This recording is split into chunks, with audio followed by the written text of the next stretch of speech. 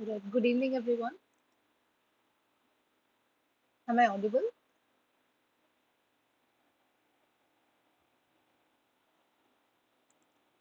Yes, ma'am, you're audible to me.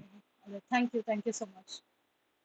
Yeah, so we are here for our 12th and last problem solving session or live interaction session for the NPTEL course on environmental impact assessment.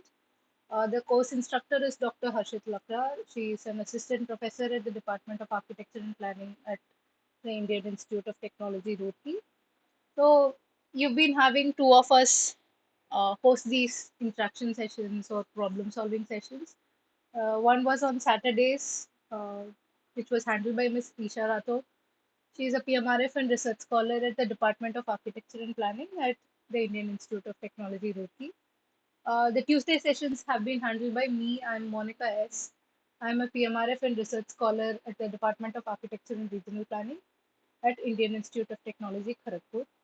So the PMRF or the Prime Minister's Research Fellowship is a merit-based fellowship given to candidates from IITs and a few other institutes across the country.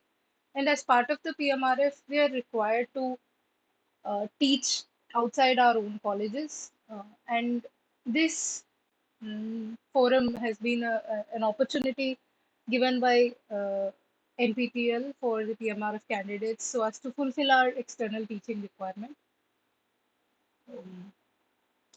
Yeah, so we have two main domains of interaction in these NPTEL courses. One is our interaction session every Tuesday, 6 p.m. to 8 p.m. So during these sessions, I request you to stay muted usually, and then you can, whenever you have a doubt or whenever I prompt for you to ask a doubt after a question or after a few question or a set of questions, you can always raise your hand, unmute and raise your query. So there is an option to raise your hand in Google Meet. Questions can also be posted in the chat box. The past couple of weeks I've been having trouble with my Google Meet app on my phone where I read the chat box messages. So if there is an issue on that end, then I would request you to, go ahead and verbally unmute and ask the question. Otherwise, if the chat box is functional, then you can always post the question in the chat box and they'll be attended to within the session or during the end of the session, right? We also have a discussion forum for the course, which is your Ask the Question tab in the course homepage, as you can see. And any questions related to the live sessions conducted can be raised there. Even other questions can be raised. We will be looking at the live session questions primarily. The questions will either be addressed in the forum or in the next week's live session. If you haven't already noticed, I've tried to, provide links and provide answers to most of the questions that were raised regarding the course content to the best of my knowledge. So please do take a look at that. I've answered almost all the questions per se, apart from the course related or the questions which are related to say hall tickets or those miscellaneous questions I've not addressed. And I've also mentioned the time from which you need to check in order for you to check those answers, right? And you might have also noticed that there has been a recent announcement as to which questions are not going to be included in the assignment evaluation. So this is because of the several queries that were raised over the weeks, and because we found that there have been a few incorrect uh, options that have been provided as the answer.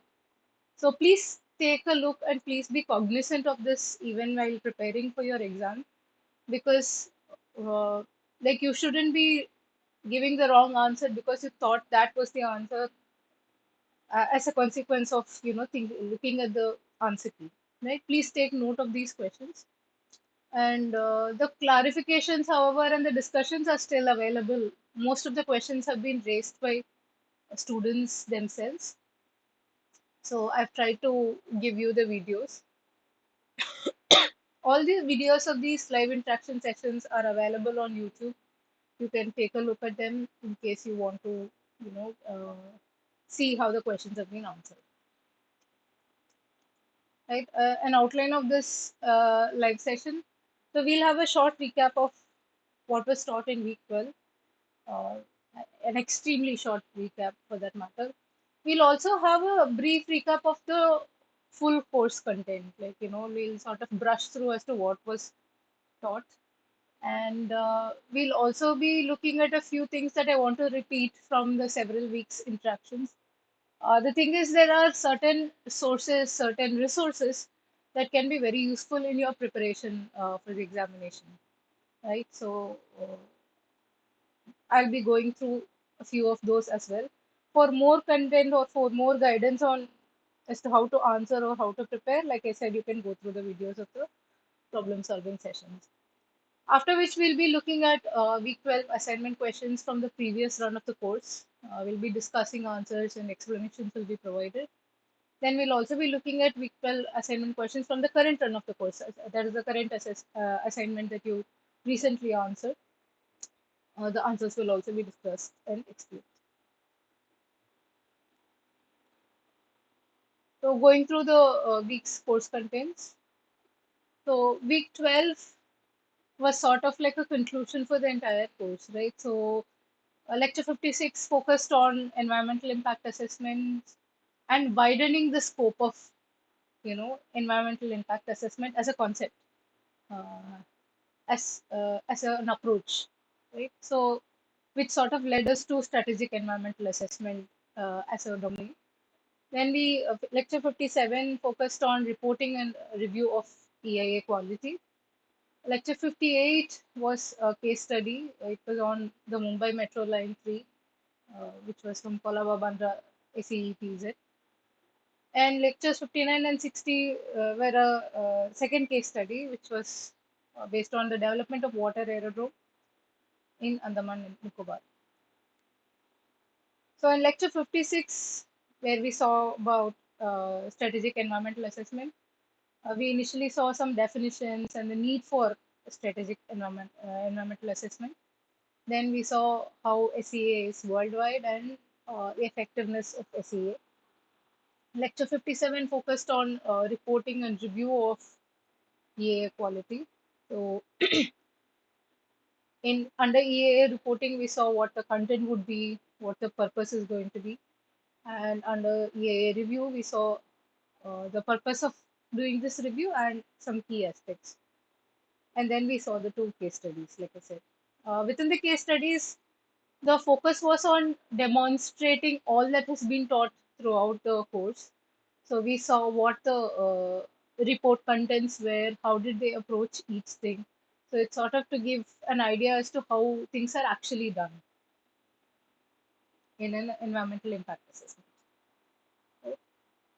Going through the contents of the entire course, like just to give you a, sort of a brush through. So first week we saw state of global environment, uh, right, which all the course contents were sort of taken from one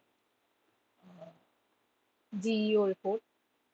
Then week two we saw environmental impact assessment, its definition, the process, the purpose, and major impact areas which are existing and emerging. Then we saw the origin of EIA and its worldwide development. And the final lecture was on EIA in India.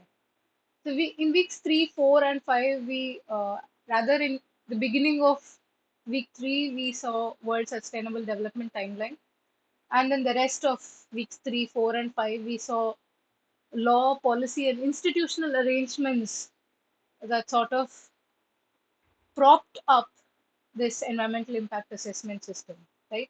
For any for any kind of intervention or policy or any kind of approach to persist, for operationalizing it, we would need a set of arrangements at different levels, uh, which can be broadly seen as, the law, policy, and the actual institutions that are going to take care of this assessment, both monitoring, implementing, execution, everything.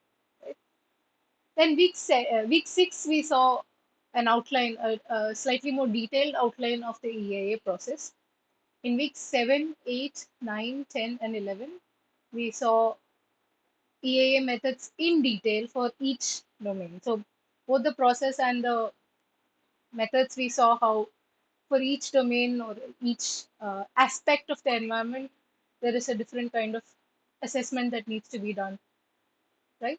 So then currently in week 12,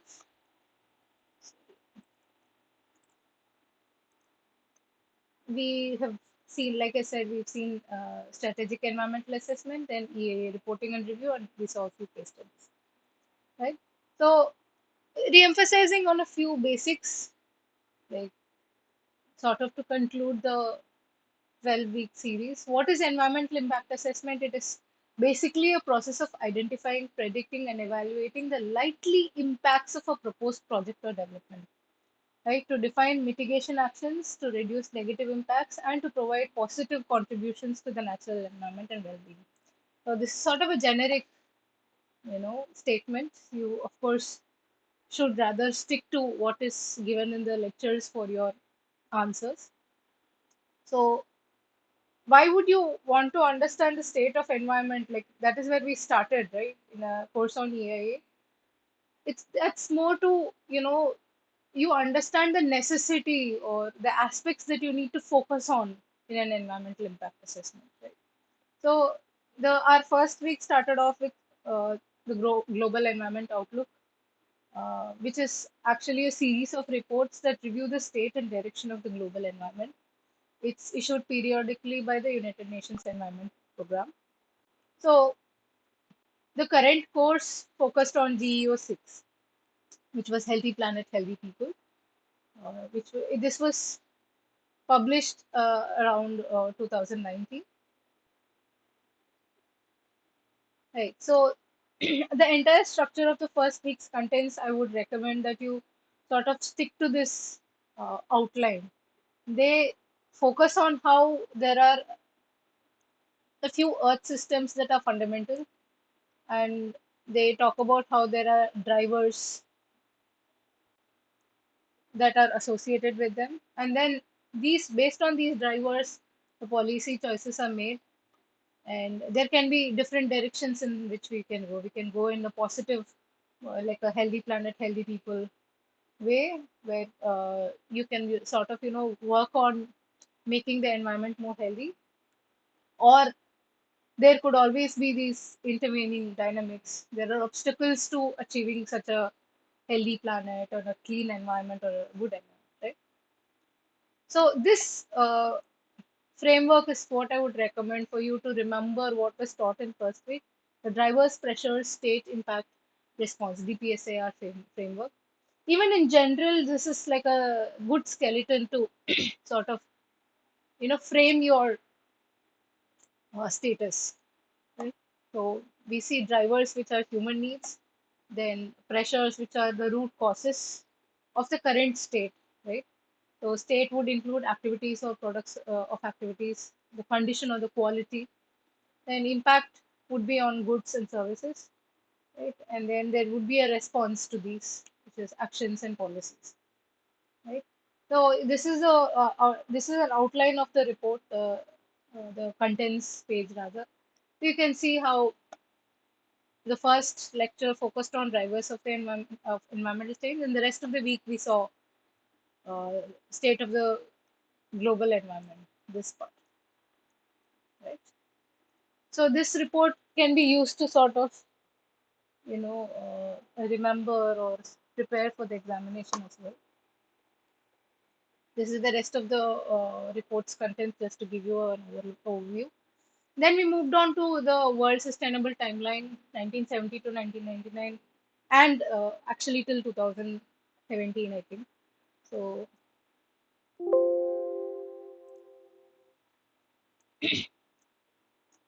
yeah, so the thing about this report is it's much easier to prepare from this, right? The lists are well organized. You just take a look at this PDF, the link for which is given here.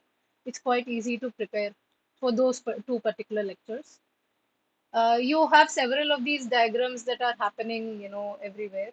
So you can use them to sort of remember what happened when, and to remember the key conventions that happen. Then moving on to, so there in between we of course had the laws, policies, and institutional frameworks that prop up the EIA system, um, which is sort of exhaustive. So you'll have to go through the lectures and probably jot down what all is there. Then we have the EIA process on which the rest of the course actually delves. So under EAA process, this flowchart, if you must have seen it like so many times within the course. So this is a generic outline of what an EAA process is. So we start with project screening, whether EAA is needed at all, whether the project needs an environmental impact assessment. Different countries take different approaches to determine this. What India does is we have a set of, you know, list of projects that sort of come under each category, and what kind of assessment needs to be done, or what level the assessment needs to be done. And we have scoping, as in which impacts and issues should be considered. So different projects have different kinds of impact. It doesn't make sense to do all evaluations for a particular project, and it doesn't make sense to leave it to the discretion of the proponent, because they will do what is convenient to them and probably leave out a few crucial ones which might be problematic to them, right?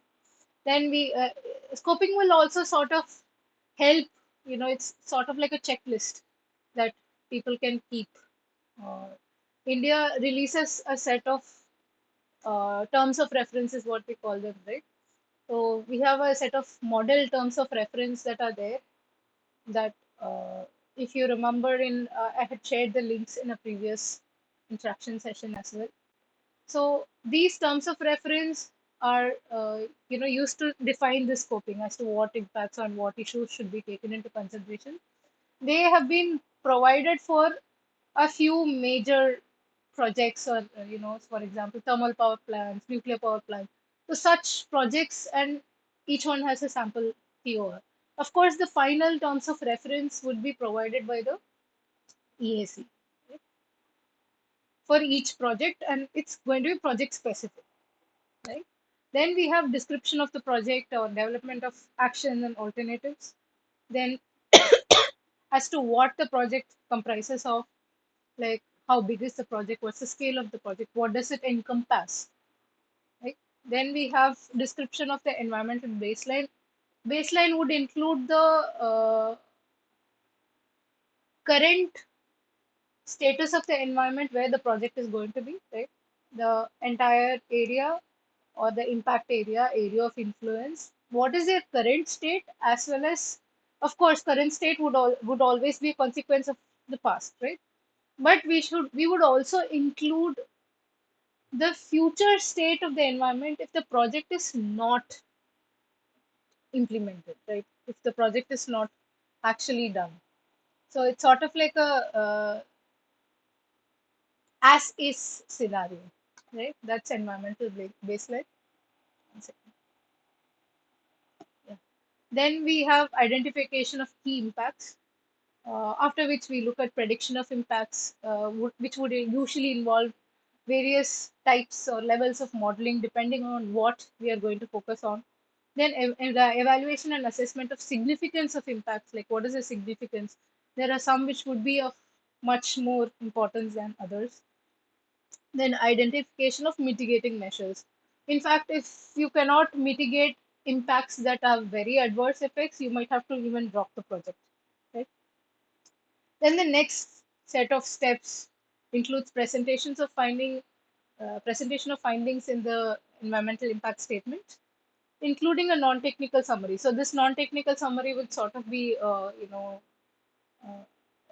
an abstract of the entire statement or report, and that would be what most, public would actually look at. Then we have a review of the environmental impact statement. Then There will be, of course, decision making, whether the project can happen, which aspects of the project needs to be modified, should there be a reconsideration of the project design, etc. Then post decision monitoring and audit of predictions and mitigation measures. These have not been, dealt with as separate weeks, so as to say, in the course, but these will usually happen once the project is completed. Right? So, public consultation and participation are elements that are present throughout the EAA process. So, this is just to recap uh, the EAA process and the entire course, like the rest of the course, apart from the status of the global environment and the institutional framework, rests on this. You remember this half your fundamentals are clear. All right. Before I move on to the assignment questions, are there any queries as of now?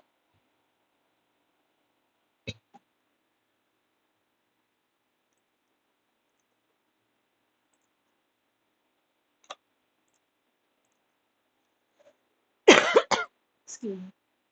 All right. So let's just move on to the assignment questions.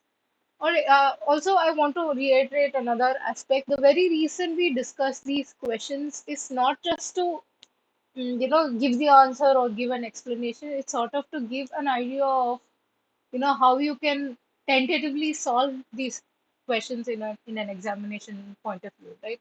You either eliminate, or how do you figure out the answer, or where is the answer even located for that matter, right? There are times when I've tried to give tips as to use your common sense or make a judgment, or you will have to remember this. Unfortunately, you will have to remember it in this particular order. So I've tried to give pointers as to how to prepare usually. So, all right. As usual, try to answer the questions. Kindly provide your answers in the chat box. Right. So, yeah. Question number one: which of the following properties defines strategic environmental assessment, or SEA? A. Scale of impact is national, regional, and landscape. Scope of impact is localized and specific. C. Detailed output. D. Short term timescale. Any answers?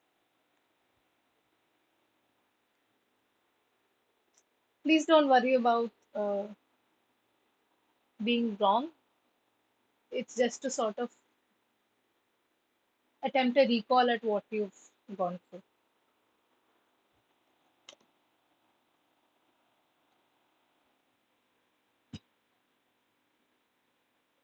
Any answers?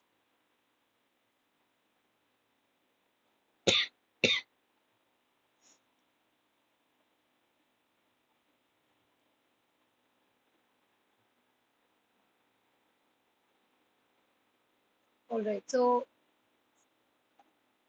let's just look at the answer. So, strategic environmental assessment (SEA) is defined as a process that aims to integrate environmental and sustainability considerations in strategic decision making. Right. So the answer sort of arises in this slide, like where we look at the differences between SEA and EIA. You can see that the scale of impact for an SEA is macro scale, so national, regional, and landscape, right? However, all the other terms where they've spoken about how it could be short term, right? And then what else is there? The scope of impact is localized and specific, right? And how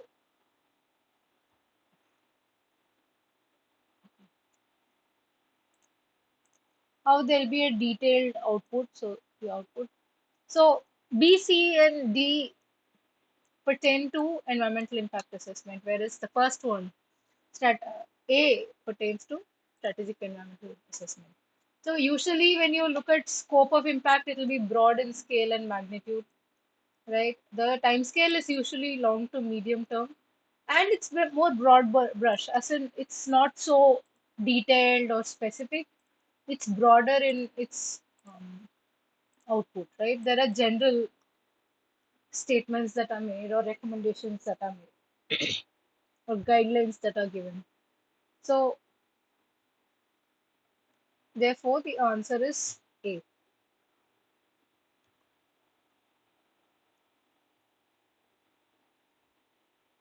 right? So, let's take a look at. So, this is a video about strategic environmental assessment by the United Nations EC protocol on strategic environmental assessment.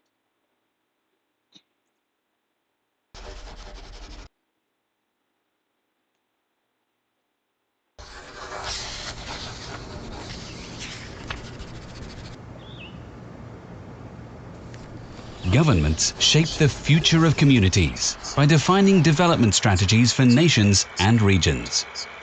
These governmental plans and programs, policies and legislation will establish the basis for future decisions on projects in such diverse fields as agriculture, energy, industry, transport, regional development, land use, waste management or water. Oh, I'm so sorry. I did not expect this. Sorry. Defines what type of. It sets out how a country transport, regional development, land use, waste management or water management. Take as an example a national energy plan. It sets out how a country plans to generate and distribute energy.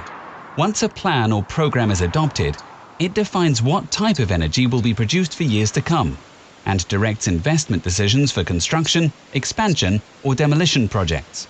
To develop such forward-looking and long-term plans and programs, decision makers consider multiple factors, such as access to resources, energy demand, existing infrastructure, and so on. Because plans and programs have such a big influence on future decisions that affect people's lives, it is crucial that environmental and health impacts are among the decision-making factors. To ensure this, many countries apply a regulatory planning tool called Strategic Environmental Assessment, or in short, SEA. Compared to Environmental Impact Assessment, which applies to individual projects, SEA intervenes much earlier in the decision-making and targets government plans and programs as well as policies and legislation. The Protocol on Strategic Environmental Assessment is an international agreement under the auspices of the United Nations Economic Commission for Europe and provides a legal framework for SEA procedures across countries that have joined the agreement. It was negotiated in 2003 to complement the Convention on Environmental Impact Assessment in a transboundary context, also called the ESPO Convention. The protocol is in force since 2010 and is open to all member states of the United Nations. It is similar to the European Union's directive on SEA. SEA is a step-by-step procedure that analyzes and communicates environmental and health considerations related to different planning options. These considerations are collected in consultation with relevant authorities and the public, so that decision makers can compare all the pros and cons of each planning option. SEA intervenes early enough in the decision-making to prevent irreversible effects and costly mistakes due to bad planning. SEA also improves transparency and public trust in decision-making. It helps countries to promote economic development and at the same time to pursue green economy targets and environmental objectives, such as protecting biodiversity, increasing energy efficiency, and mitigating or adapting to climate change. Preparing a plan or program follows a number of steps that have logical links with the SEA procedure. Therefore, it's more effective to integrate SEA into planning instead of doing first one and then the other. This saves time and keeps additional costs for the planning procedure modest. Any cost or delay that might arise from the SEA is easily outweighed by the benefits. SEA starts with screening. This determines if SEA is actually needed. The protocol on SEA provides the criteria for this. If the answer is yes, the next step is called scoping. This defines the issues addressed in the assessment. Establishing a clear scope early on focuses the work on what is actually needed and helps use resources effectively. With this information at hand, experts then analyze the plan or program for its potential environmental and health effects. These results are described in detail and used to develop reduction measures and alternative planning options that lower the negative impacts. All findings must be documented and presented in an environmental report. The protocol on SEA specifies the required contents for the report. Those authorities that have to decide on the adoption of a plan or program, say in the Ministry of Energy, now have valuable information to help them consider environmental and health effects, so they can take the best decision for their community. However, before any decision is taken, the environmental and health authorities must be consulted on the findings of the environmental report, and the concerned public must be invited to express its opinions. Also, neighbouring countries have to be able to share their concerns in cases where transboundary impacts are expected. Such consultations are crucial in SEA and applied throughout the process to produce results that are as Ma'am, the transparent sound is and not audible. The comprehensive as video sound is not audible. Oh, is it? Oh, I did not know that. I wish you had told me earlier. All right. So I think then the link is obviously there. Am I audible right now? Yes, ma'am, you are now. Yeah. Okay, all right. I think the video or audio is not audible. So essentially, I hope you take a look at the video. It's the most comprehensive one as an introduction that I've seen for a strategic environmental assessment. It's quite extensive in it. I think visuals also sort of help. It spoke about how it always helps to integrate SEA with, you know, the planning process. It also talks about how strategic environmental assessment is sort of at a higher level than environmental impact assessment. So as we had seen before,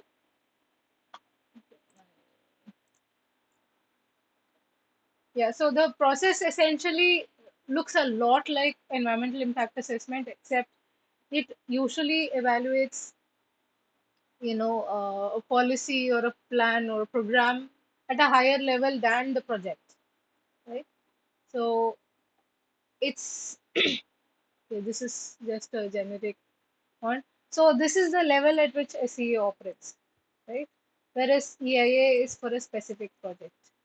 So I please do take a look at the video later, right? So then thank you for letting me know though. So, all right, moving on to the next question. Following steps of strategic environmental assessment process are written in random order, arranged in the correct order. So we have 4 steps that are given in a random order. Developing and refining alternatives and assessing effects. Prepare the sustainability appraisal report. Seek representations on the sustainability appraisal report from consultation bodies and the public. Setting the context and objectives, establishing the baseline, and deciding on the scope. So, any answers?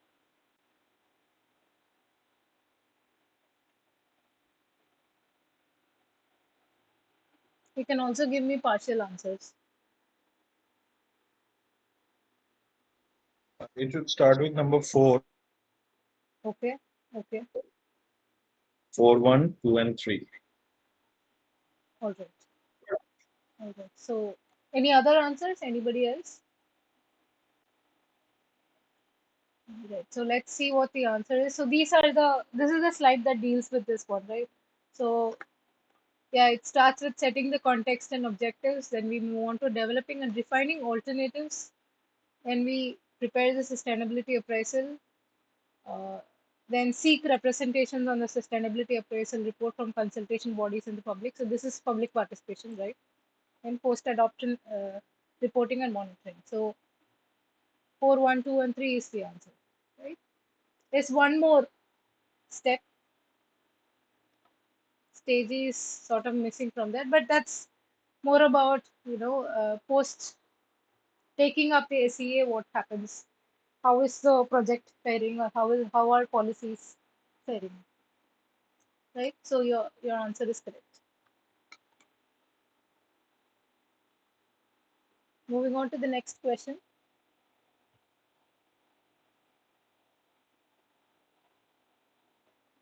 Label the diagram in correct order of strategic environmental assessment, SEA. So we have tier 1, tier 2, tier 3, and tier 4.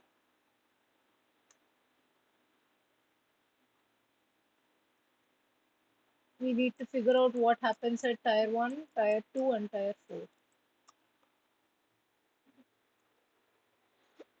Any answers? You can also give me partial answers as to what P or Q or R could be.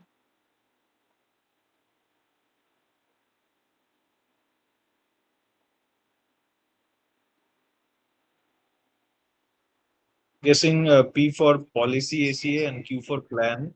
Okay.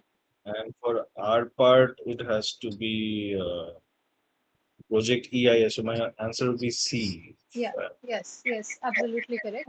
So EIA sort of remains at a tier lower than SEA in general, right? And in again, when you look at uh, the hierarchy within, governance arrangements, or institutional arrangements as well, what happens at the higher level is the highest institutions come up with a policy. Then we have the plan SEA, and then the program SEA. Program is sort of an operationalization of the plan itself. So you will have to remember that these terms are hierarchical, and the order in which these terms operate. But yes, this is the image that from where the question has been taken. So the answer is in fact C.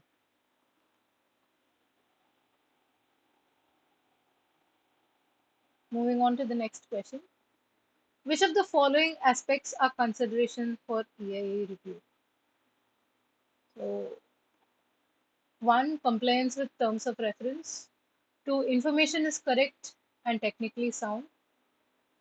3. Account taken of public comments. 4. Complete and satisfactory statements of key findings. So, what all do we consider in an EIA review? What happens in an EIA review? Which of these? I'm guessing all four. That is number D. All right. All right. Any other answers? You can also post in the chat box if you have any other answer. Somebody's raised their hand. Is there a query? I'm sorry, I can't see who's answering. That's why.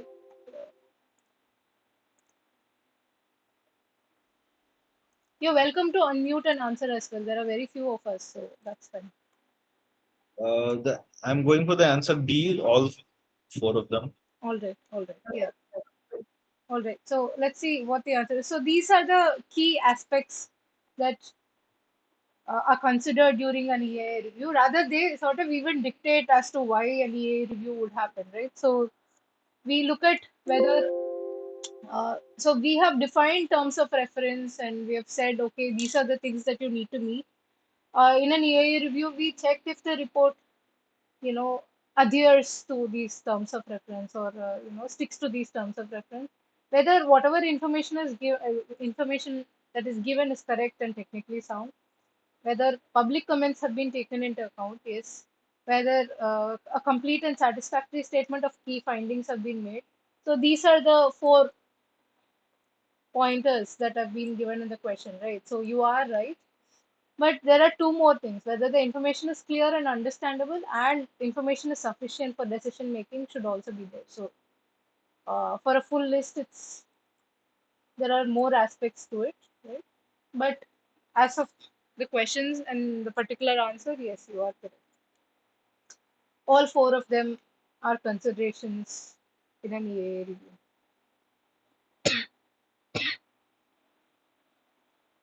Okay, moving on to the next question.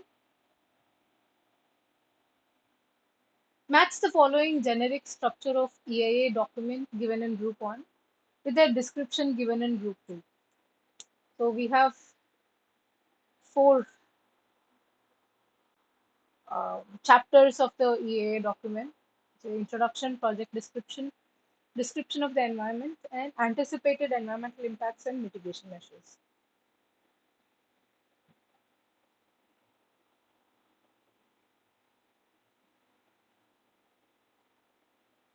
Any answers?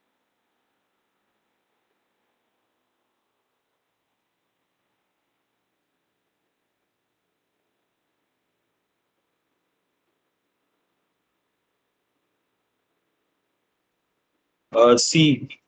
I'll go for C. Okay. So let's see what the answer is. I hope nobody else is attempting to answer, and I'm hoping I'm not interrupting their process. But in group 2, the first one, details of investigated environmental impacts, measures for minimizing and or offsetting adverse impacts identified, irreversible and retrievable commitments of environmental components, assessment of significant impacts, and mitigation measures. So we see that it talks a lot about what the impacts are going to be, like what they think the mitigation measures should be. Right. So we go for anticipated environmental impacts and mitigation measures. Honestly, you don't even have to, if you know what the terms mean, for example, if there's scoping or impact or mitigation, then you can easily, connect the answer even just by reading through common sense, right? Then we look at study area, uh, period, components and methodology, establishment of baseline. So this is for valued environmental components as identified in the scope, base maps of all environmental components, right? So the key term here being baseline, then it's obviously the description of the environment, because baseline studies at the end of the day describe the current status or the assess status quo of the site, right? The third statement, purpose of the report, identification of the project and project proponent, brief description of the nature, size, location of the project, and its importance to the country, region, and scope of the study. Right. So this could, you might think, oh, this could also be project description, right? Because it's talking a lot about the project, but we're talking in general about the purpose of the report as well, right? So it's sort of broader than a project description, so that will go in introduction. And condensed description of those aspects of the project likely to cause environmental effects. Details should be provided to give clear picture of the following: the type of the project, need of the project, location, size, or magnitude of operation. So these are specifically pertaining just to the project, not really talking about the project report in a general sense. So that will be Q.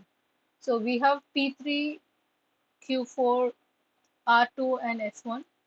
So the answer is C. You are right. So this is the slide that talks about what goes into an EAA report, right? So this is where the answer has been taken. The answer is C.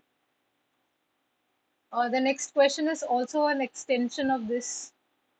It's for the rest of the terms, right? Match the following generic structure of EAA document given in group 1 with the description given in group 2. So we have 4 more chapters coming in. Any answers?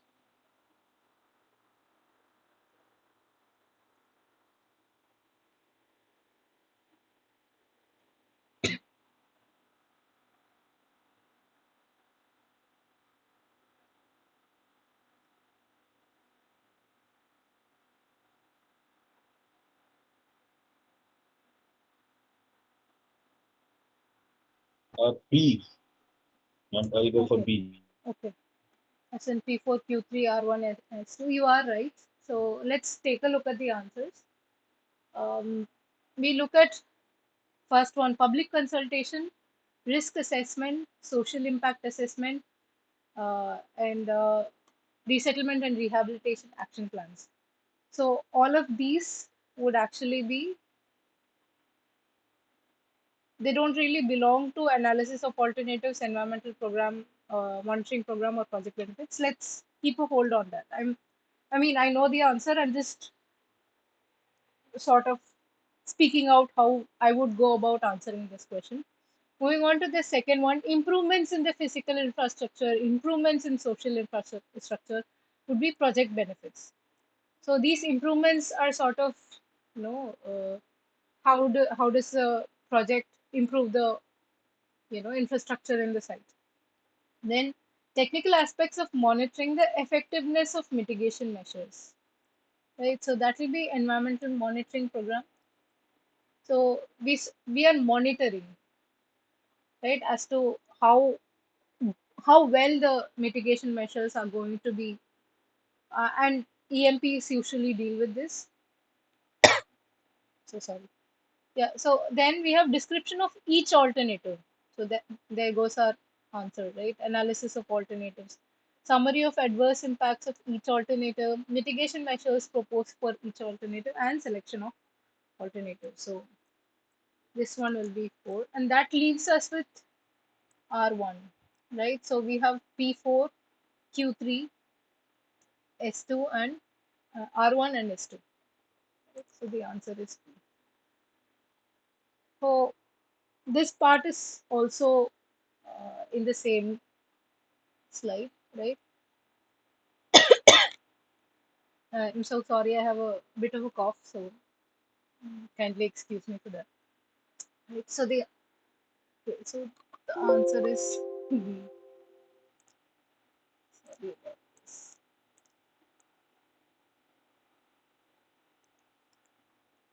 Wait, now I have a doubt. What is the answer key say? If there is an issue, we can ask for a reconsideration. Oh, this is the old one. Okay, so there is an issue in the original list that was given to us. The answer is actually B. Okay.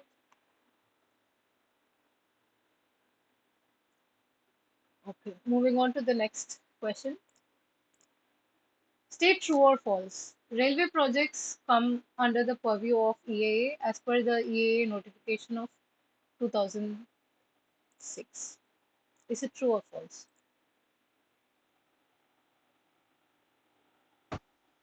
It's false, like this.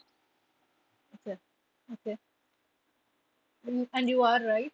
So neither railway projects nor do metro projects come under the EAA notification.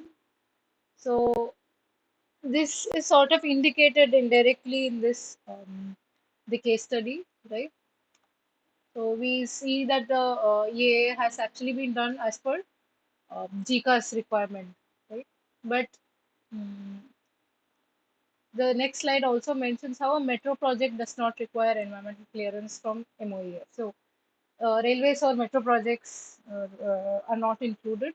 However, for funding, or if a regulatory body or a funding body at the international level requires so, and you're seeking funding from that body, then you will have to comply to whatever requirements they present.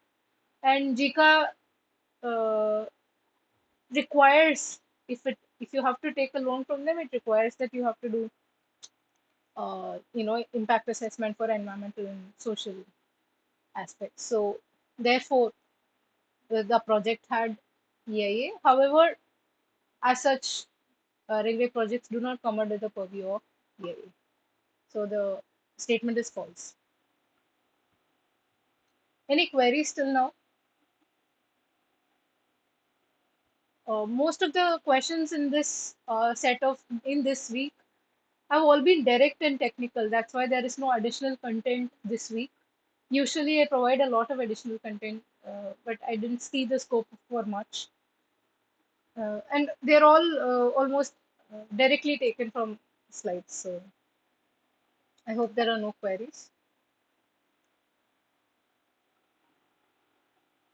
Moving on to the next question. State true or false. EAA for the project Mumbai Metro Line 3 Colaba Bandra SEETZ was prepared because of the requirement of the international funding agency JICA, like we just saw actually. So we're not prompting for answers here. The answer is in fact true. Right? So the funding agency JICA requires an EIA. So this requirement, so every organization has its own, corporate policy, operational policy. As I had mentioned earlier as well in one of the interaction sessions or problem solving sessions. So these documents are released periodically by the organization. So the JICA guidelines for environmental and social considerations 2011 was what was in place when the project was being planned for, and they decided to take funding from JICA. So therefore, uh, this the scope of this entire study also comes from this document, right? It's framed according to the document. So the answer is true. Moving on to the next question.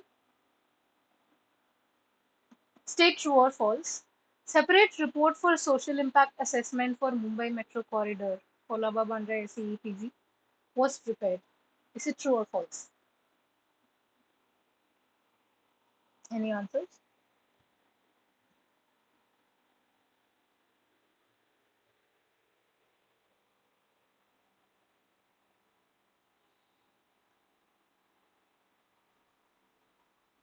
About this. Sorry? No clue with this one.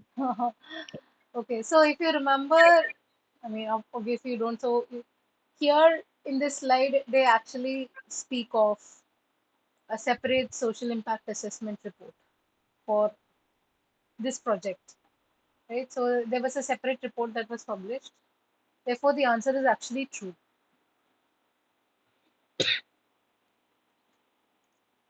I know some of these questions sort of seem to be coming from, deep within the presentation or in some corner of the presentation.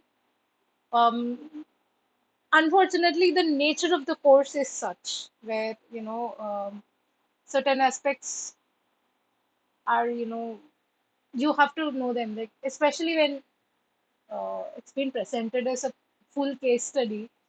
And then future may the whole point of the case study being that you should be able to discuss it as a as an example in the future in case you're having a discussion. Then having a separate report for social impact assessment is a very significant thing. That's why it's sort of being highlighted. And I'm assuming that the reason why this has been made into a question is also partly to make sure that you take note of such aspects, right? Moving on to the next question. Right. World Bank's operational policies and guidelines uh,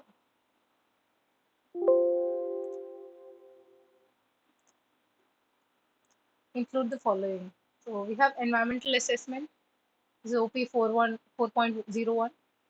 Uh, this is a document that keeps coming up, right? So this is an important document. This OP 4.01.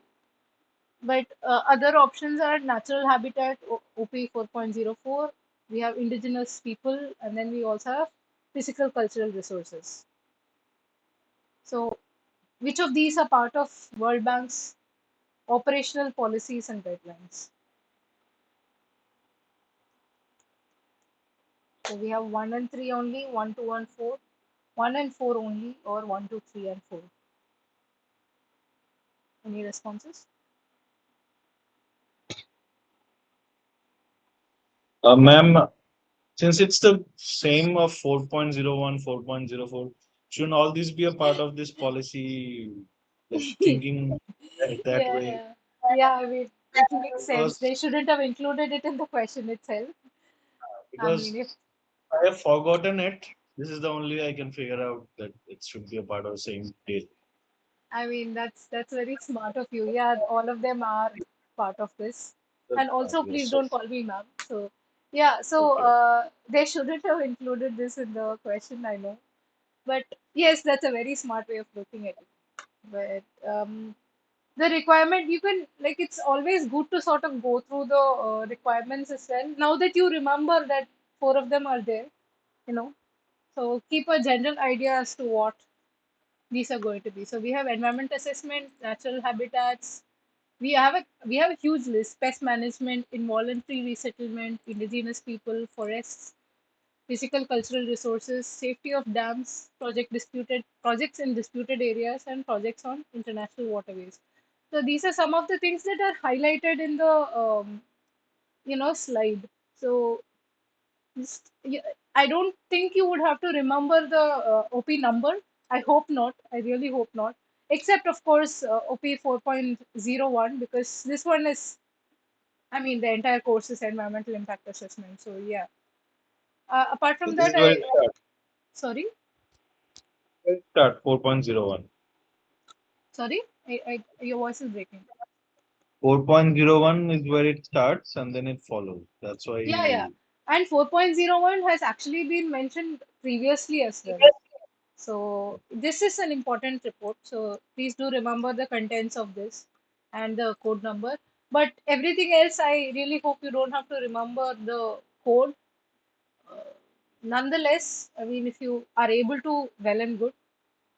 But these are aspects that have been highlighted. So pertaining to the particular case study. So you can remember that. You can look at this applicable World Bank Group guidelines, right? So the answer is D. You're right.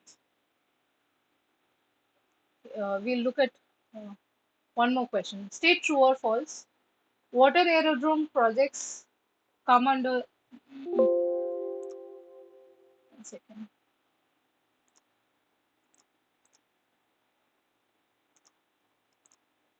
Aerodrome projects come under the purview of EIA as per the EIA notification of 2006.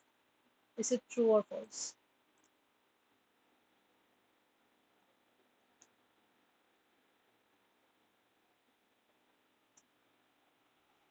Any idea? Uh, True, I guess. Okay, so the answer is actually false. In fact, if you remember the executive summary, this was like spoken about in detail. How water aerodrome is not actually listed in the schedule, so they've actually taken up the normal airport template to work on it. In fact, the very reason why they are considering it under EIA is because it's, if you look at this, considering the water aerodrome are just emerging in the country as a new mode of transport, right? So they sort of want to, include it in the process so that there is a precedent, and they also know it has some sort of substantial impact. Rather, it's, you can also say it's something of an unknown territory, right? So it's better to do this exploration and sort of keep a record of it. So it's not actually included in the original EIA notification. So in India, like I mentioned before, our screening whether a particular project requires an EIA happens from a list, and that list does not have water aerodromes, right? So it's actually, the sentence is false.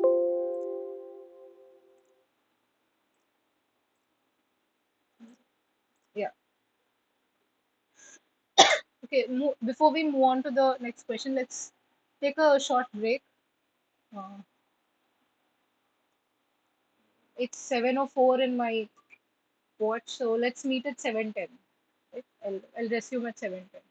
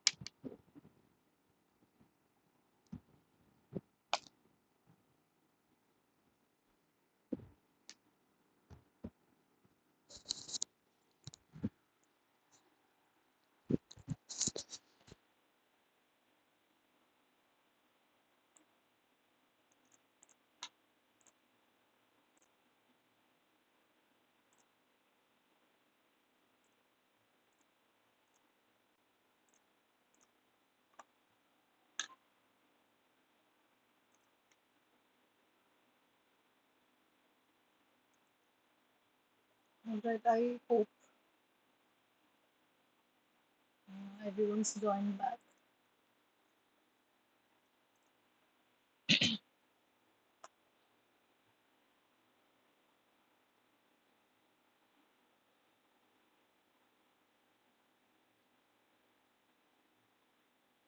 Okay, moving on to the next question. I hope I'm audible. Yeah.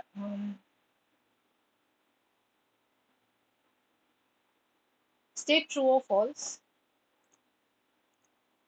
Considering the water aerodrome, considering that water aerodromes are just emerging in the country as a new mode of transport involving sea or river fronts and its likely impacts on water, air, and aquatic biodiversity, including flora and fauna, the EAC had taken a view to follow the EC process as per category A of item 7A, which is airports of the schedule to the EAA notification 2006. And accordingly, the terms of reference or TOR was recommended by EAC for the project development of water aerodrome Andaman and Nicobar. This is true or false? Again, something we just discussed.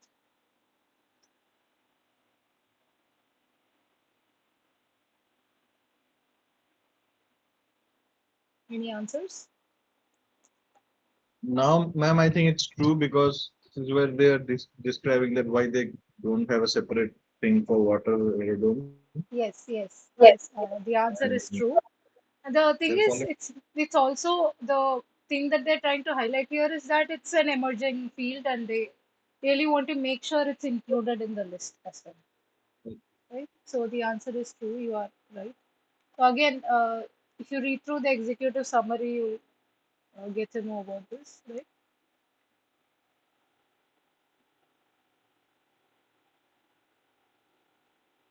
Moving on to the next question.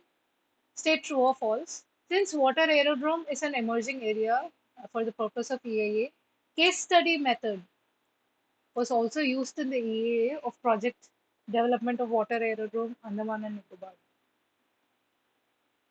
Is it true or false?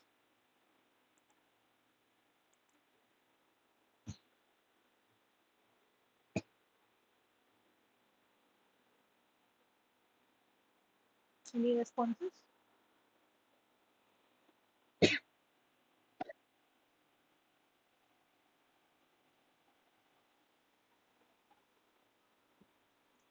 All right. So,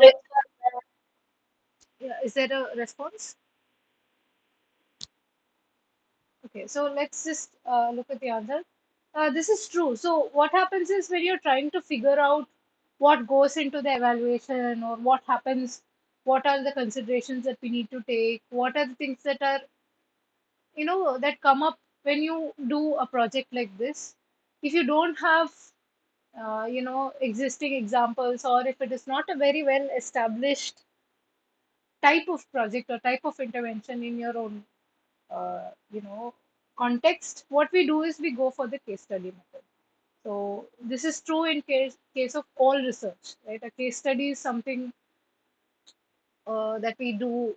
It's more of a as a precedent to for deciding as to what all needs to be done. Of course, when doing case studies, the essential thing is to remember that we'll have to look at the context as well. So in that case, some of these might be, more recreational or tourism based than to provide connectivity.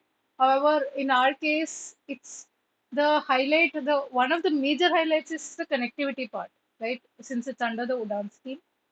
However, tourism will also happen, of course, because that's like a huge added advantage, right?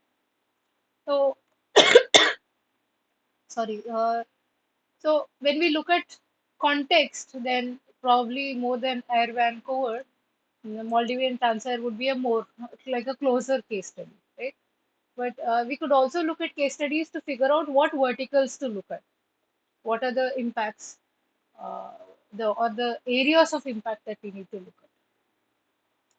So the answer is true. Moving on to the next question. State true or false. Ecosystem services, okay, as a domain, right? I'm not going to do any more grammar corrections. Ecosystem services have been covered in the project development of water aerodrome Andaman and Nicobar. Is it true or false?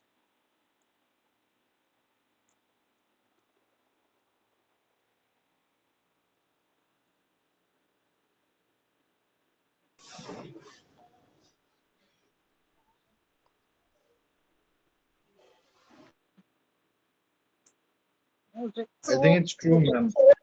True.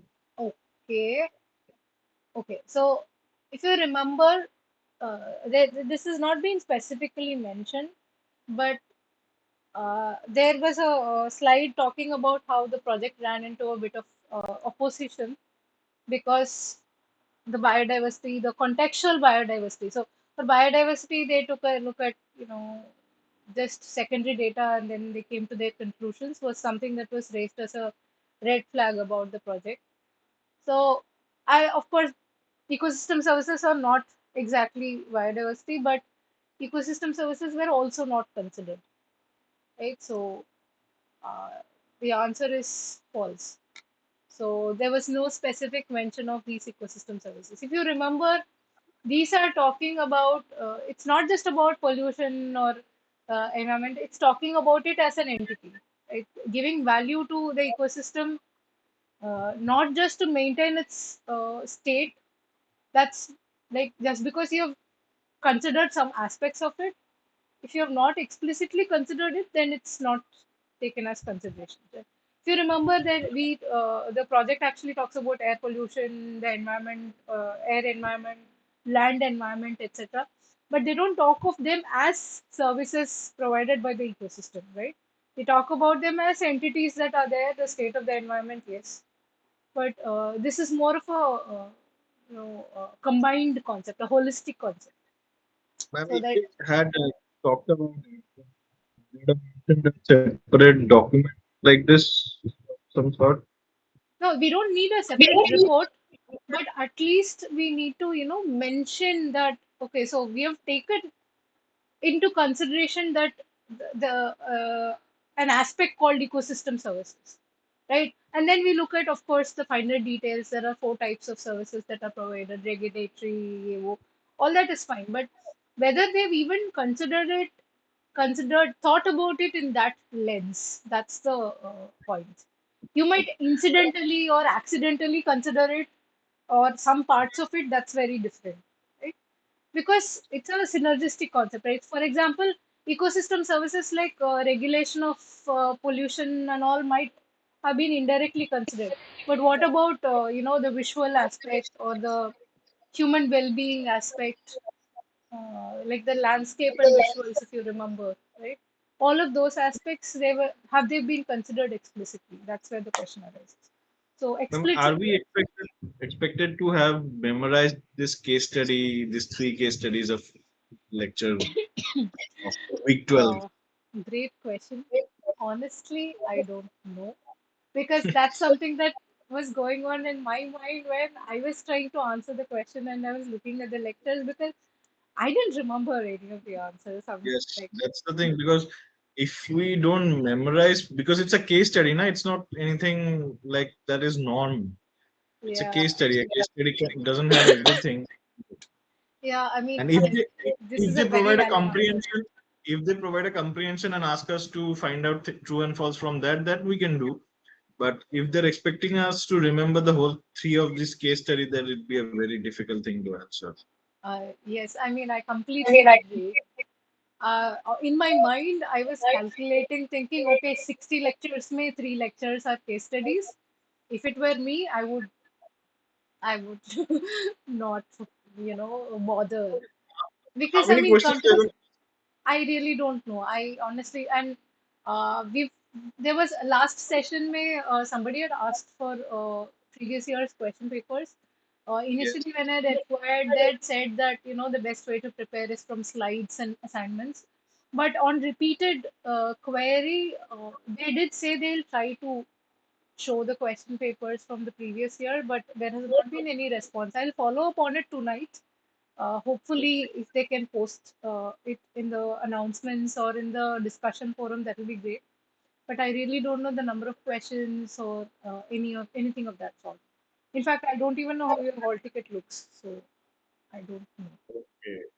But Because my they are giving us recommendation would be to just go through the whole thing. I mean, the details that I've given are extremely technical, right? Like, I mean, they've given the report snippets.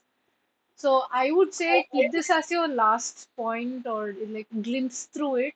Whatever has already been asked in the assignments, like of course you would remember them now that you have encountered them. So hopefully that stays with you. But apart from that, yes, it's difficult to remember. I know. Uh, I hope these questions were framed in the assignments in order to highlight a few things, like I said. Then that's good. But if they're part of the exam, yeah, it's going to be tricky. I'm sorry, I can't help you on that. because ma'am, 3 hours per day. Sorry, 3 hours. 3 hours actually. I can't hear you. Your voice is getting Hello. cut. Hello. Audible? Yeah, yeah, sort of. So the exam duration is of 3 hours, if I'm not Okay. wrong. Okay, so So okay, that's a lot for MCQs. yeah, so they'll definitely not settle for any 50 or odd questions. It will so definitely go up to 100 questions and all. Yeah. Oh God. So I mean, again, I know it's recording, but I'm glad I'm not taking the exam. I'm sorry. Because it's a okay, lot to okay. remember. It's a lot of things to remember. But my recommendation would be to glimpse through these, like just read through, skim through the whole thing, because I mean something might stick somewhere. And the other highest, apart from remembering things, common sense always helps. In Yes. these type of, especially this course, though, I've noticed that most of the answers, like at least half of them, the non-technical stuff, you can figure it out. So hopefully that helps. But I'll try to get the number of questions at least from the team, so that you're sort of Okay. informed of it. And I'll also Okay. ask whether case studies need to be remembered in such detail. And I'll post it on the discussion forum if I get an answer. If I don't get an answer, of course, I won't be posting it. Okay, ma'am. Just post it as soon as you can because we have only Yes, 5 days yes, left. yes. I'll Okay. ask them as soon as the class is over. Okay. And please don't call me ma'am. Yeah. So let's move on to the next question. Uh, what does IPZ in terms of environmental impact assessment, or EIA, stand for? So A, industries project zone; B, industrial park zone; C, island protection zone; and D, island place zone. Island protection zone. See. Okay, okay. Anybody else? Since somebody joined newly. All right, so that is the answer. That's absolutely right. So this came up because we are talking about the aerodrome project in the Andaman and Nicobar Islands, right? So if you notice here, this is something. Environmental management for the islands of Andaman and Nicobar and Lakshadweep shall be managed as per Island Coastal Regulation Zone (ICRZ). So, Island Protection Zone is part of the ICRZ. Okay. So, for larger islands of Middle Andaman, North Andaman, South Andaman, and Greater Nicobar. So, this is for larger islands. Whereas other islands of Andaman and Nicobar and Lakshadweep shall be managed based on Integrated Island Management Plan. So this is something I wanted to highlight. This is being given in a very passing manner here, but something that you should probably know in general as well. So the answer here is island protection zone, yes. But let's take a look at this. So this is a very good report as far as I saw. It's by the Dakshin Foundation. So the link for it is given here. Right? So it's a document on the island protection zone notification of 2011. So it sort of deals with what is the IPZ notification, like what are its implications. So these talk about what are the rules for each zone. Then they also talk about these IAMPs, right? So it's a decent report. I personally liked it. So in Andaman and Nicobar Islands, the thing is, this IPZ notification mentions that the bigger islands will come under island coastal regulation zones, right? And the smaller islands would be under integrated island management plans. So what is the big difference? This island coastal regulation zone is similar to your coastal regulation zone. So they have several layers, right? Till so many 100 meters, then you have these developments that are permissible. That's how the CRZ is.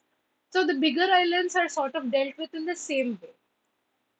But it also mentions how these smaller islands will be under integrated island management plan. So what happens in the smaller islands is the entire island ka development is planned by the union territory, and it's planned holistically, right? Because the island is too small. If you start drawing layers of lines within the island, then there'll be very little of the island that is left out for you to for any other kind of development. So the island, there are islands where you can just walk around like the perimeter of the island within a couple of hours maximum, right?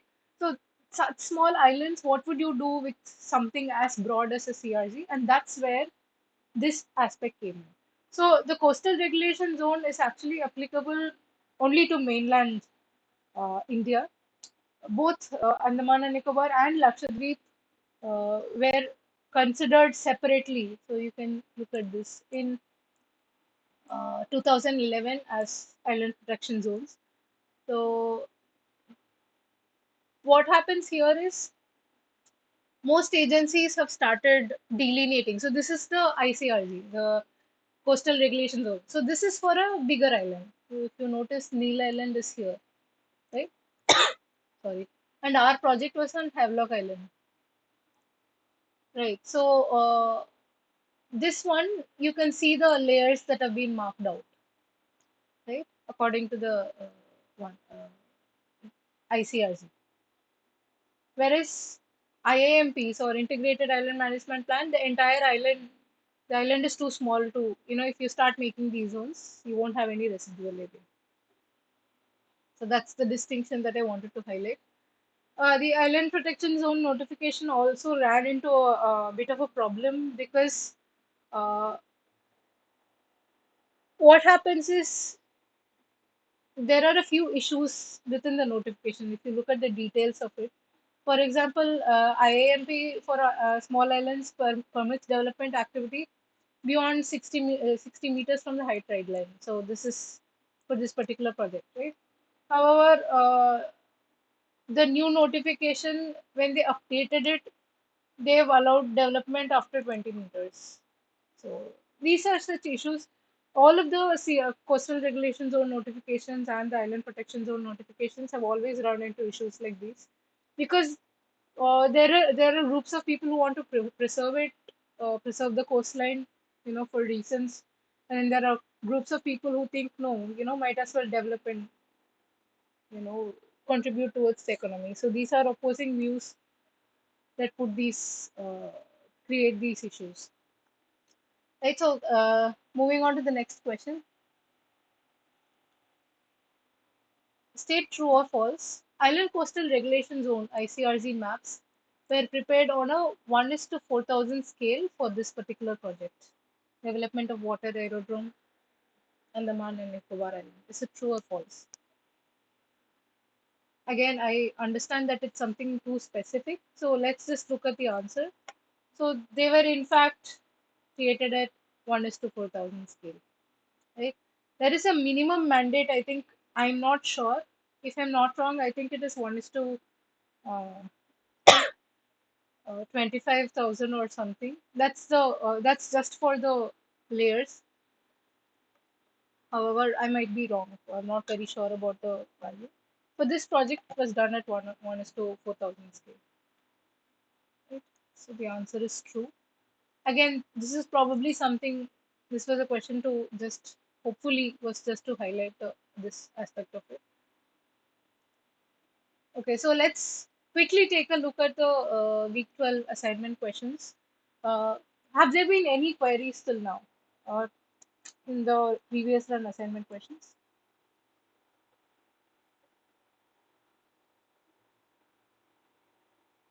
All right, so if there are no queries, let's just move on. You can always bring up the issues later as well. Right? So for these questions, I'll probably not prompt an answer because you just finished the assignments, right? I'll try to skim through all of them quickly so that we can have a bit of, since this is the last session, we can have a bit of an introduction towards them. Right? One second.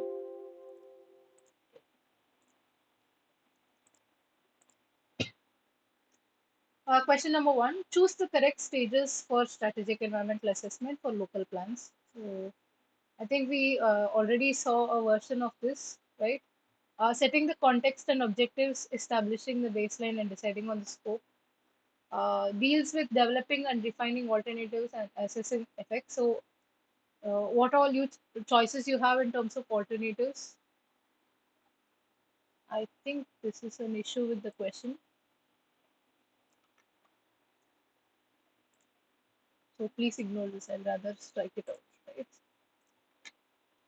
Then the third one deals with preparing the sustainability appraisal report.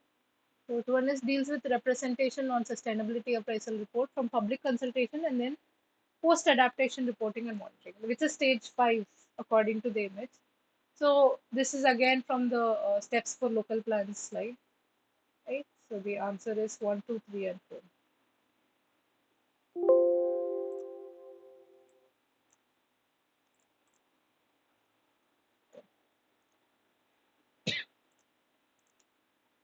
Moving on to the next question.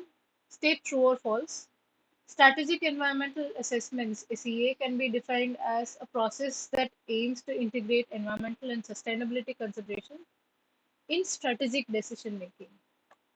So this being the keyword. So this is from our reference book Therryville as well, right? So the answer is true. And again, definitions, of course, you'll have to remember them per se. The answer is true. Moving on to the next question. State true or false. The key difference between strategic environmental assessment, SEA, and EIA, environmental impact assessment, is that SEA is a firm and solid construction and operational action, whereas EIA is a strategy, vision, plan, and a framework. Is it true or false? False. This is false. Good. Yes. Just the opposite. Yes, it is the opposite. Correct. So when you look at SEA is a strategy, vision, and plan, whereas EIA is construction and operational actions, right? So just remember that SEA is a broad vision, a broad strategy, etc. Yeah, the answer is false. Moving on to the next question. State true or false. Strategic environmental assessments (SEA) allows consideration of all and maximum alternatives. SEA allows also tiering of decisions at different levels, with higher level decisions made for the policy, programs, and plans. Is it true or false? Any answers? I mean, they might as well.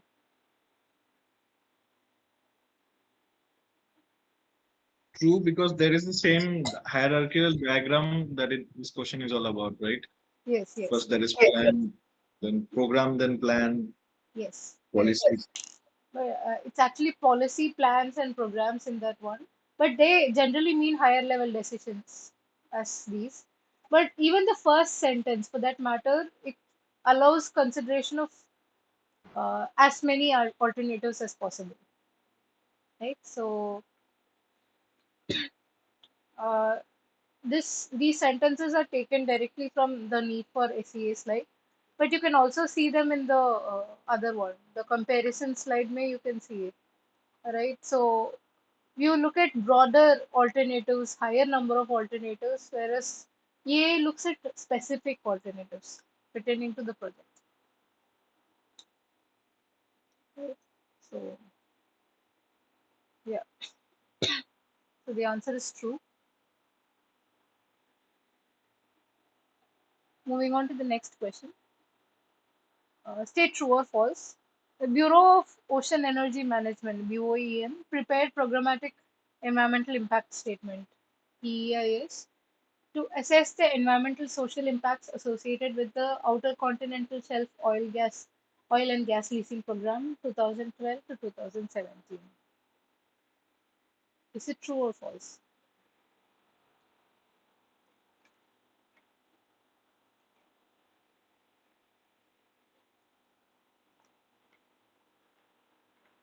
Any responses?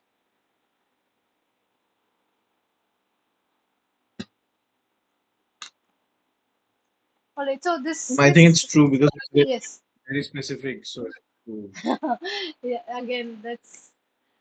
I mean, it'll be silly to just make it 2002 to 2017, right? So yeah, this this is sort of highlighted because they had spoken a little bit about this outer continental shelf oil and gas leasing program, right? So That's where the answer is coming from. I think the key aspect that they're trying to highlight is this statement, programmatic environmental impact statement. Right? So this is probably just to bring that into cognizance. So the answer is true. And yes, again, another smart way of looking at it. Hopefully, it doesn't backfire, right, during the exam. Hope not. Really hope not, ma'am. Yeah. So moving on to the next question. State true or false. The strategic environmental assessments were initiated in the USA in 1970. Is it true or false? It's true. Okay, good. Anybody else? I'm glad someone else answered in this session. You are right, ma'am. So, ACAs were initiated in the USA in 1970. Actually, if you, that's, ma'am talks about it, but to give a bit of a brief there also. So, EIAs were there, were existent, but a lot of agencies, a lot of people felt that EIA was insufficient in quite a few aspects.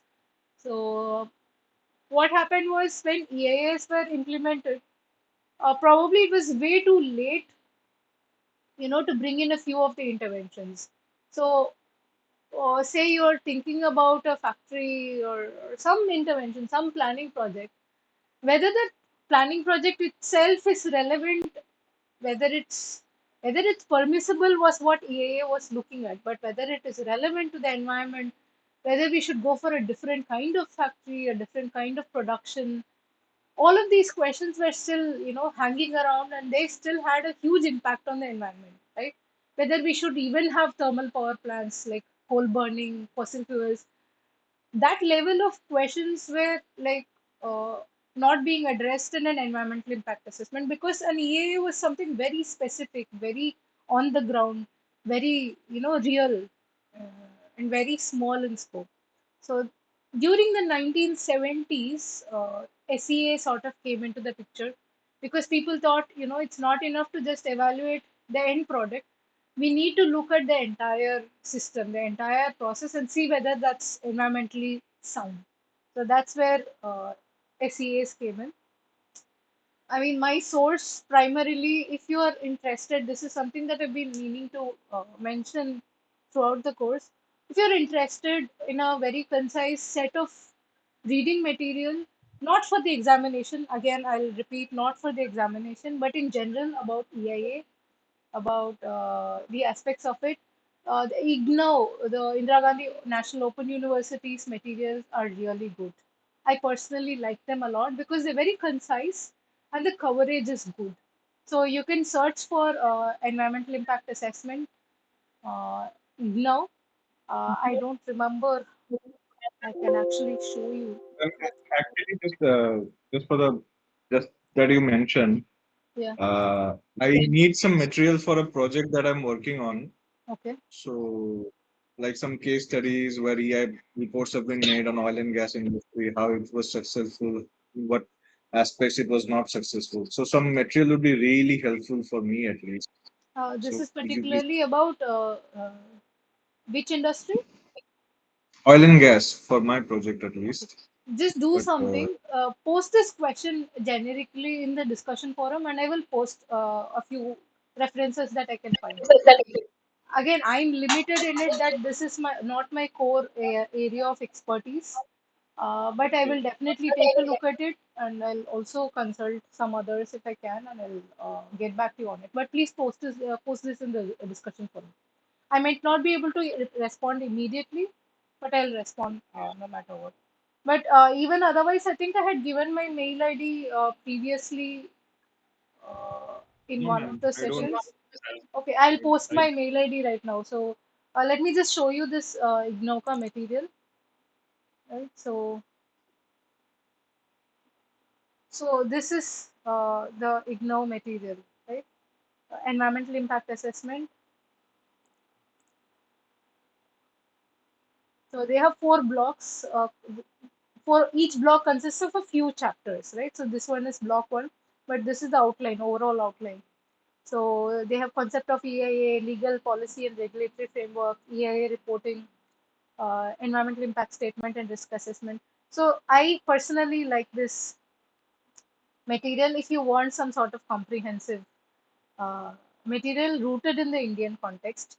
However, for the exam, you still have to look at, KM Terrible, which is our reference book for the entire process, right?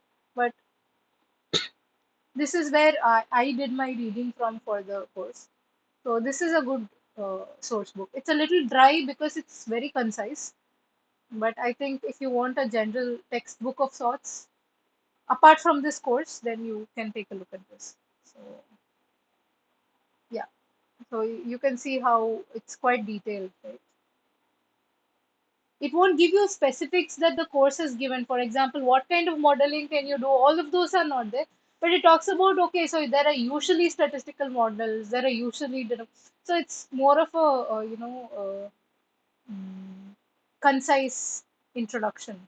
So that being said, so this is my official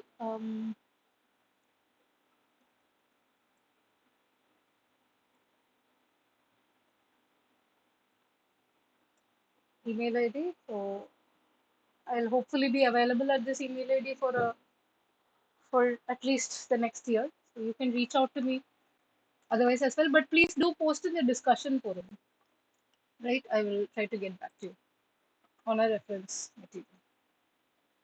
All right. So yeah, coming back to the slides. So this introduction that I gave sort of came from the IGNOU material as well. So moving on to the next question. Choose the components which EIA report includes. Executive or non-technical summary and which would probably be used for a public communication document. So you see the importance of the executive or a non-technical summary. I think this is from the narrative itself, but yes. Second one, statements for the need for an objective of the proposal in reference to applicable legislative, regulatory, and policy framework. And four, description of the proposal and how it will be implemented. Right, so we don't have much time, so let's look at the answer. You can see uh, these four aspects are there, and one more, comparison of the proposal and alternatives to it, right? Okay, so not one more, a lot more. Then you also have description of the project setting, description of baseline conditions, etc. Right, so these are the slides that deal with the answer. The answer is D, all four of them, right?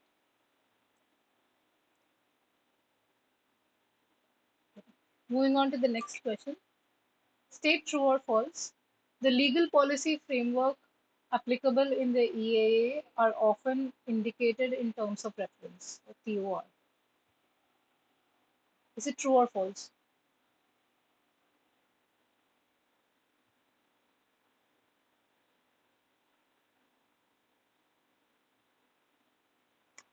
Do they indicate the legal policy framework?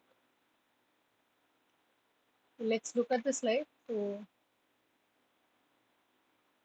the answer is true. You can see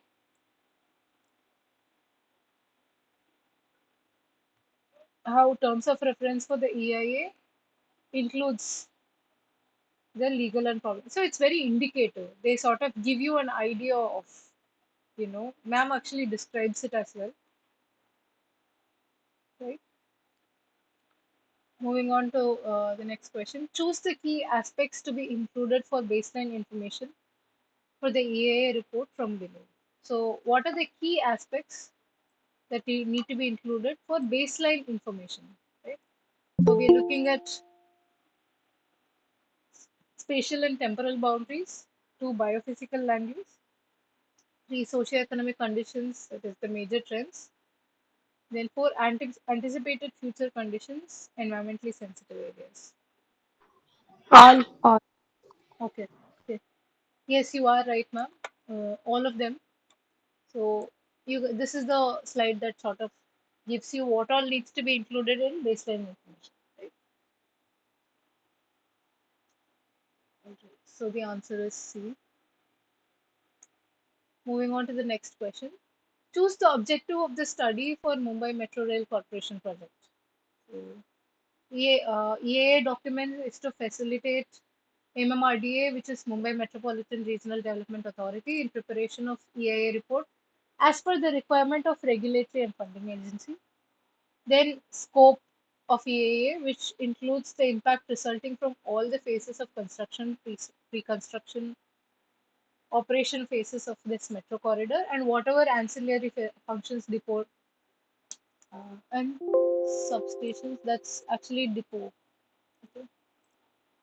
Let me not waste time on this. Yeah, and then we also have MMRC has planned to get funding from JICA for construction on Mumbai Metro line. So this is directly taken from this slide, right? So objectives and scope of the study. So the whole study is to get this funding. The scope has been mentioned here. Usually objectives come with their set of scopes, right? So therefore the answer is 1, 2, and 3. Any queries? This is actually directly lifted from the slide, right?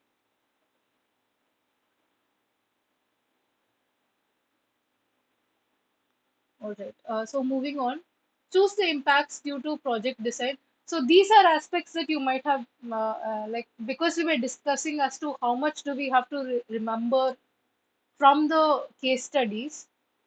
What belongs to impacts from a project design versus construction phase versus operation? All of these might be questions. So this is a relevant question that you might have to remember. Choose the impacts due to project design. So specifically, where is my point? Yeah. Specifically, project design. For the case study of Mumbai Metro Line 3, proposed to run from Kolaba Bandra to SEETG. So we see 1, platform inlet and outlets; 2, ventilation and lighting; 3, noise pollution; and 4, vibration impact due to train.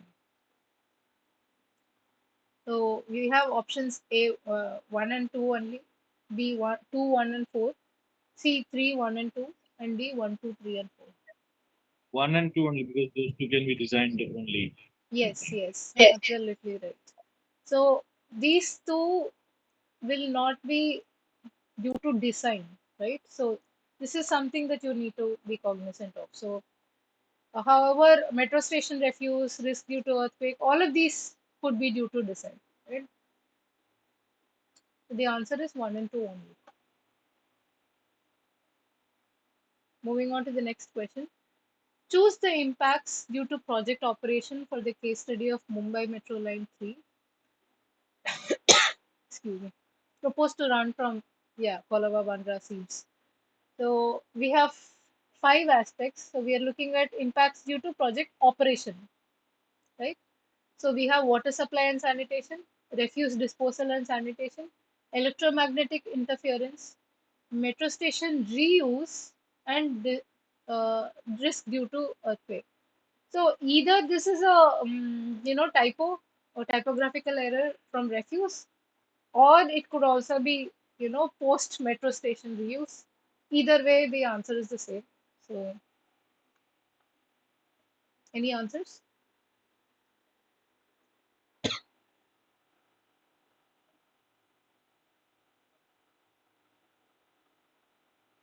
1, 2, 3. There is option A.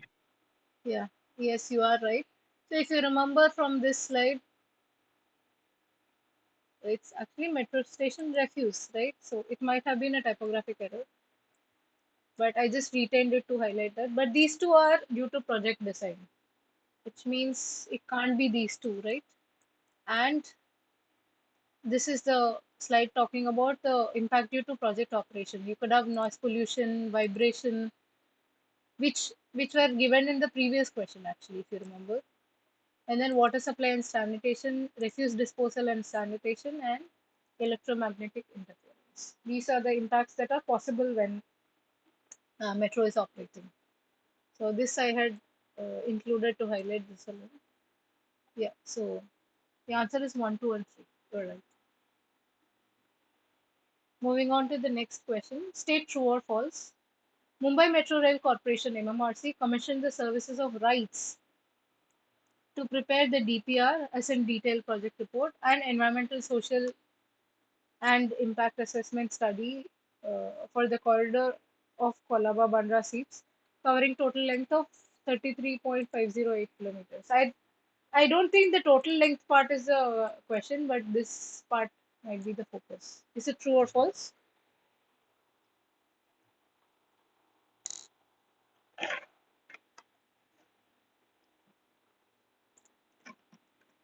Okay, so if you remember, it MMRC did engage rights to do this assessment, right?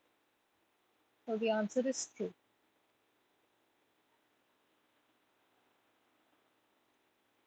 Moving on to the next question, state true or false. Project proponent of water aerodrome in Andaman and Nicobar Islands is Directorate of Civil Aviation. Is it true or false?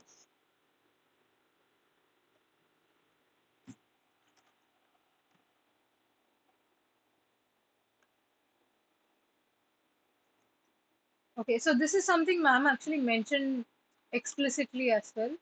So the project proponent is both Andaman and Nicobar Administration and the Directorate of Civil Aviation, right? So uh, you can see it here, MS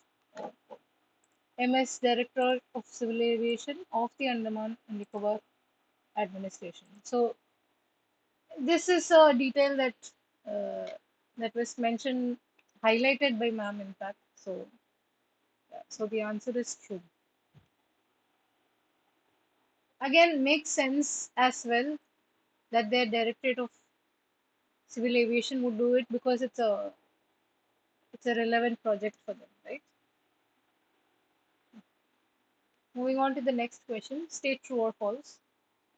EIA of the project Water Aerodrome in Andaman and Nicobar estimates that there will be significant impact of the seaplanes because of the heavy passenger load planned for the facility. Is it true or false?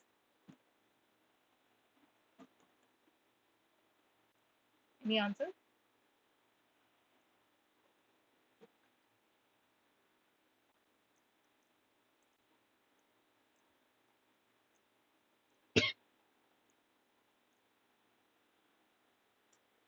Okay, so this is mildly tricky. You might have to infer a bit. So, and talking about seaplanes, during the operational phase, they spoke about impacts as in vehicular movement, say, and then DGCA, and then you have this emissions from fossil fuel burning for seaplane operations at different speeds and altitudes.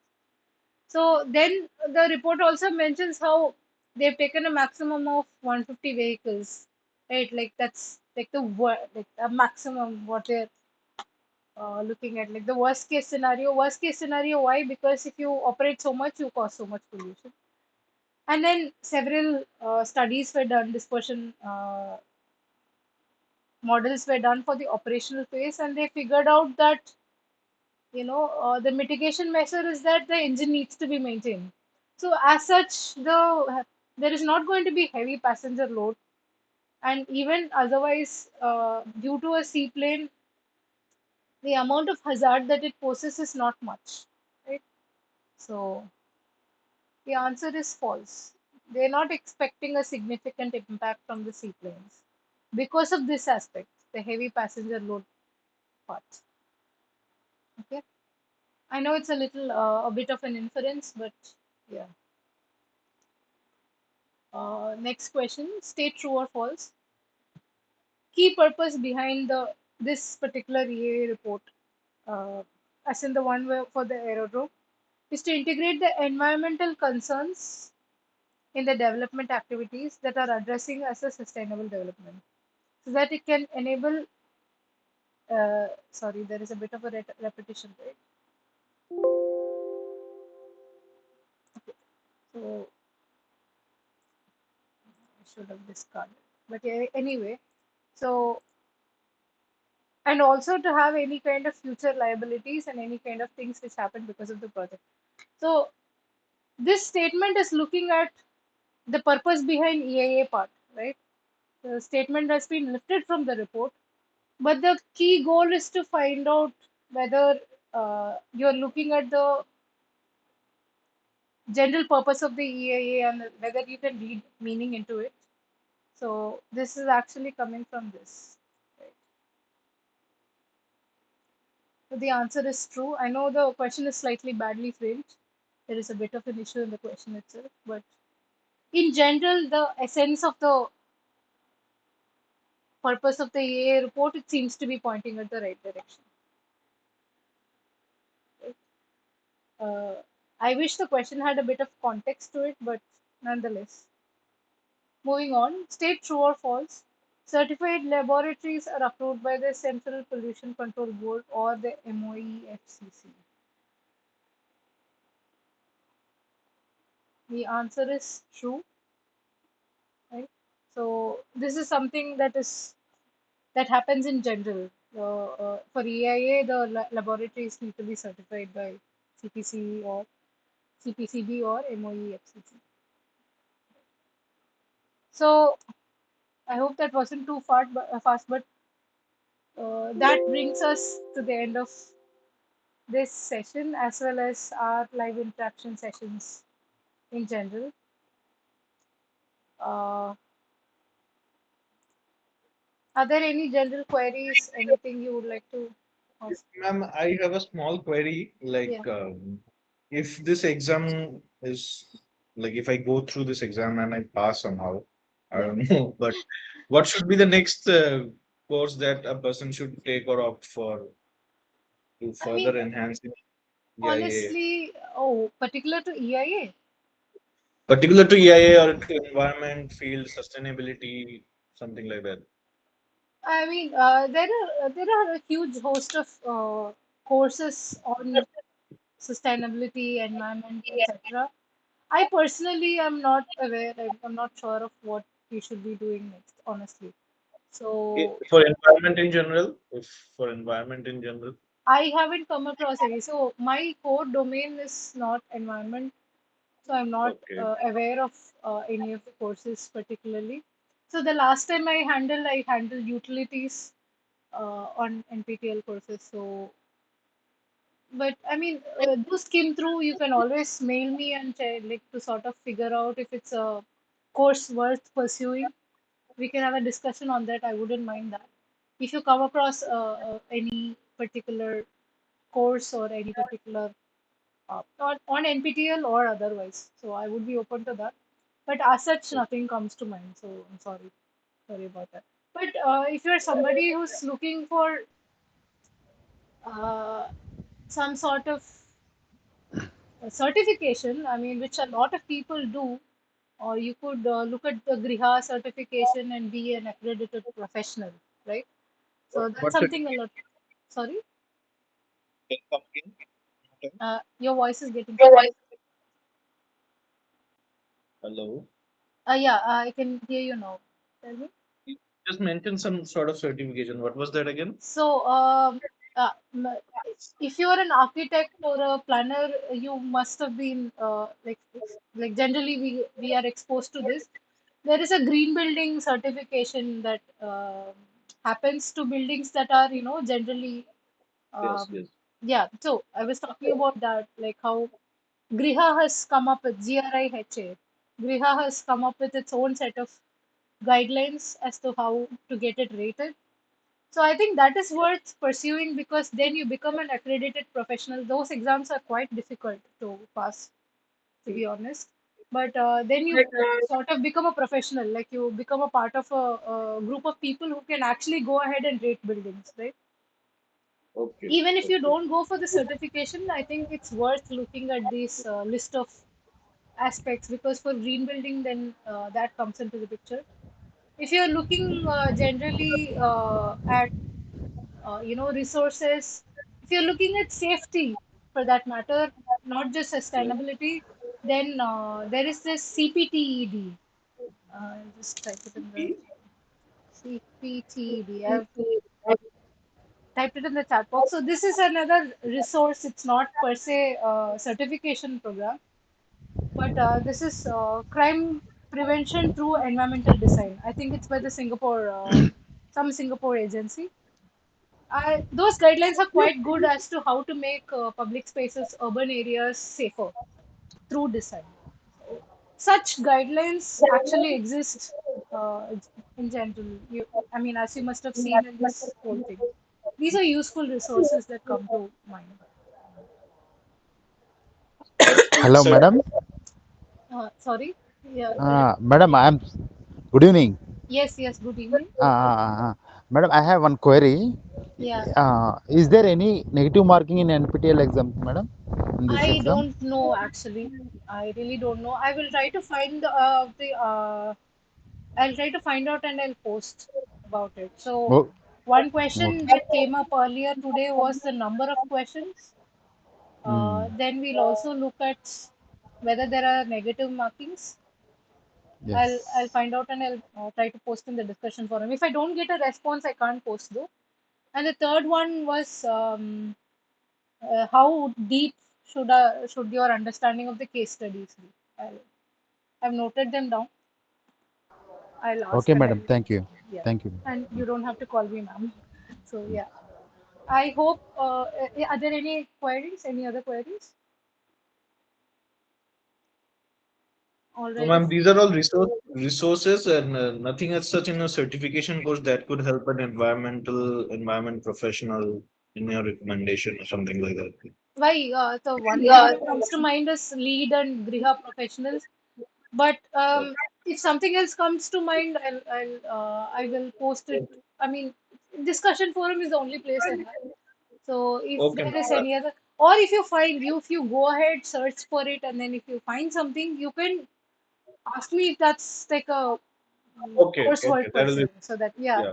So because NPTEL That I is a can. very specific public forum, I can't recommend private channels or anything. So do reach Okay, out to okay, me on my email ID. We can even have a discussion on it otherwise. okay. Yeah. So yeah, if there are no other queries, I would like to take a moment to thank you all for participating in the class, for being there. I mean, the learning journey has been mutual, honestly. Um, this is our last session. I hope the sessions have been useful. Uh, this session, I've not really given much of an extra material part, but in general, I've tried to give a lot of extra material apart from what was taught in the course, right? So that, it's like a supporting resource. You don't have to remember those for the exam, but those are resources that I genuinely thought would help you in your general endeavor, right?